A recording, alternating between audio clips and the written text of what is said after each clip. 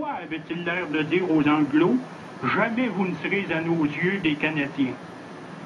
Oui, on aurait pu bâtir le mouvement pour l'indépendance sur cette conviction qu'avaient les nôtres d'être les seuls, les vrais, les authentiques Canadiens.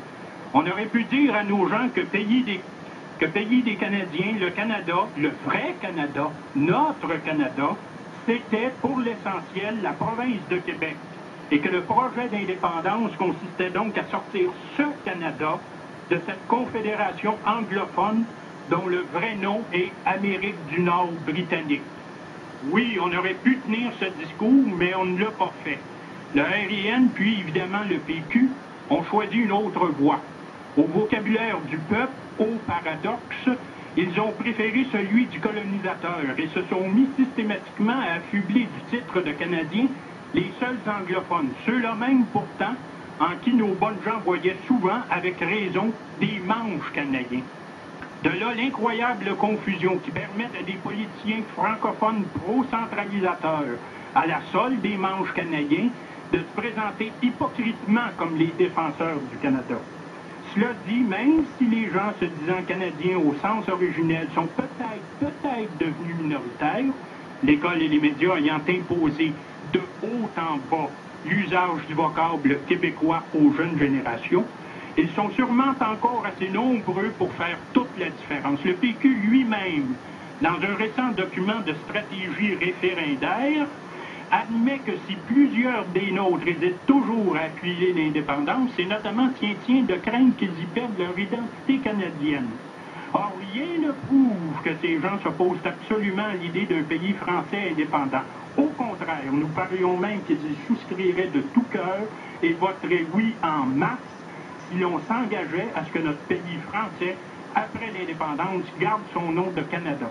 C'est d'ailleurs là une thèse dont un sondage publié par la revue L'Actualité en juillet 92 confirmait la solidité. À la question « Seriez-vous plus favorable à l'indépendance si un Québec indépendant pouvait s'appeler le Canada ?» 30% de ceux qui s'étaient auparavant dit contre l'indépendance répondirent oui et 17% ne dirent pas non. Aussi, le journaliste Jean-François Lisée concluait-il, le Parti québécois n'a rien compris, il aurait dû s'appeler le Parti canadien, promettre de faire l'indépendance en réclamant pour le Québec les symboles du pays et annoncer que les Anglais n'auraient qu'à se trouver un nouveau nom. Mais politiquement nécessaire, l'engagement auquel nous convions le gouvernement est-il pour autant réalisable? Mais oui, il l'est. Lorsqu'on leur en parle, plusieurs péquistes admettent que le nom de Canadien nous a longtemps appartenu en toute exclusivité et que l'usage qu'en font aujourd'hui les héritiers du conquérant constitue un vol. Seulement devant ce vol, l'impuissance les envahit. Vous avez raison, mais il est trop tard, nous disent-ils, sans toutefois donner d'explication. C'est comme s'ils étaient d'avance convaincus de l'impossibilité de récupérer quoi que ce soit dont le colonisateur anglais nous a enlevé le monopole. Pourtant, le projet d'indépendance ne consiste-t-il pas justement à recouvrer sur le territoire où nous formons encore la majorité le monopole de la souveraineté politique que ce même colonisateur nous a ravis en 1760?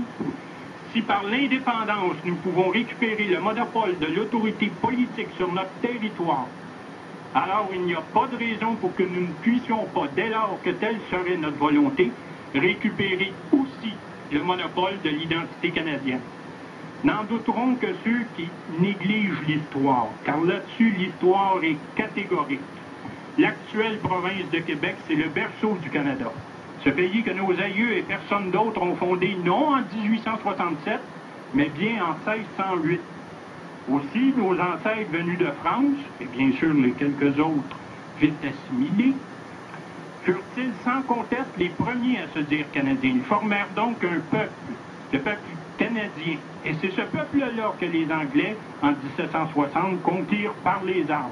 Or, comme ni le conquérant, ni ses héritiers n'ont jamais daigné s'assimiler aux conquis, en partager le sort et les aspirations, on voit très mal par quelle mystérieuse alchimie ils seraient devenus des Canadiens. L'attribution du nom de Canada à la Confédération ne saurait à elle seule leur donner le droit moral au titre de Canadien, notre peuple n'ayant jamais été consulté sur ce point.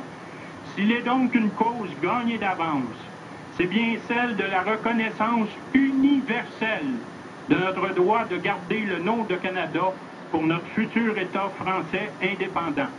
Outre le critère le plus déterminant, l'ancienneté, une foule d'autres arguments irréfutables s'offrent à nous. N'en retenons que deux. D'abord, l'hymne national. Dans sa version originale et intégrale, le Haut-Canada présente bel et bien les Français d'Amérique comme les seuls vrais Canadiens.